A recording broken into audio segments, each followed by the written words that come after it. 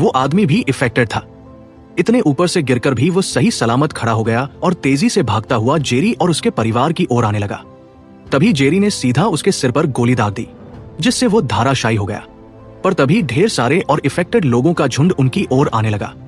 ये देख जेरी अपने परिवार को लेकर उस अपार्टमेंट में घुस गया और सीढ़ियों से ऊपरी मंजिल में जाने लगा। पर वे खूंखार इफेक्टेड पूरी तेजी से उनका पीछा कर रहे थे। जेरी ने सीढ़ियों पर एक मशीन गिराकर उन्हें रोकने की कोशिश की, पर वे उससे भी कूद फान कर आगे निकल आए। जेरी और कैरिन बच्चों को लेकर किसी तरह छत पर आ पहुंचे। छत पर टियरी की रेस्क्यू टीम उन्हें लेने पहुंच चुकी थी। जेरी और कैरिन पूरी तेजी के साथ बच्चों को लेकर हेलीकॉप्टर में सवार हो गए और हेलीकॉप्टर ने उड़ान भर ली। लेकिन उन इफेक्टेड लोगों को जैसे अपनी जान की कोई परवाह ही नहीं थी। हेलीकॉप्टर तक पहुंचने के लिए वे बिल्डिंग से ही छलांग लगाने लगे, पर रेस्क्यू टीम किसी तरह उनसे बच निकली और जेरी और उसके परिवार को लेकर यूनाइटेड नेशंस के कमांड शिप पर आ पहुंची। जमीन से 200 मील दूर समंदर में होने के कारण वो शिप अब तक एक सेफ जोन बनी हुई थी। वहीं जेरी टियरी से मिला, जिसने कैरिन और बच्चों को एक केबिन में ठहरा दिया और जेरी के साथ बाहर आया। टियरी ने बताया, प्रेसिडेंट मर चुके हैं और बाकी गवर्नमेंट अधिकारियों का भी कोई पता नहीं है। अब कोई भी शहर सुरक्षित नहीं है और बाकी देशों का भी यही हाल है। यह इन्फेक्शन इफेक्टेड लोगों के काटने से तेजी से फैल रहा है। कोई नहीं जानता कि यह इन्फेक्शन क्या है और इसकी फैलने की शुरुआत कहां से हुई। इस दौरान उस बेस पर साइंटिस्ट की एक टीम भी मौजूद थी, जो उस इन्फेक्शन के सोर्स का पता लगाने की कोशिश में जुटी थी। उनका मानना था कि यह इन्फेक्शन किसी वायरस के कारण फैल रहा है, जिसे वे लोग ज़ॉम्बी वायरस का नाम दे रहे थे।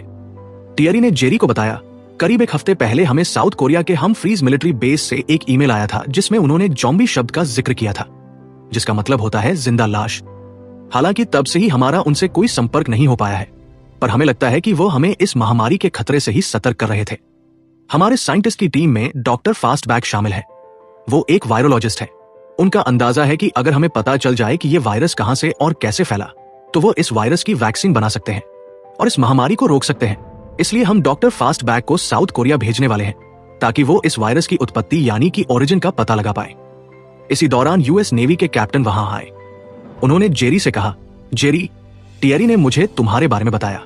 तुम यूएन के एक बेहतरीन इन्वेस्टिगेटर रह चुके हो और तुम्हें खतरनाक से खतरनाक जंगों के बीच इन्वेस्टिगेटिंग का भी तजुर्बा है। इसलिए जरी, मैं चाहता हूं कि तुम डॉक्टर फास्टबैक के साथ साउथ कोरिया जाओ और इस वायरस का पता लगाने में उन्हें असिस्ट करो, क्योंकि मुझे नहीं लगता कि डॉक्टर फास्टबैक एक रात भी अकेले वहां टिक पाएंगे।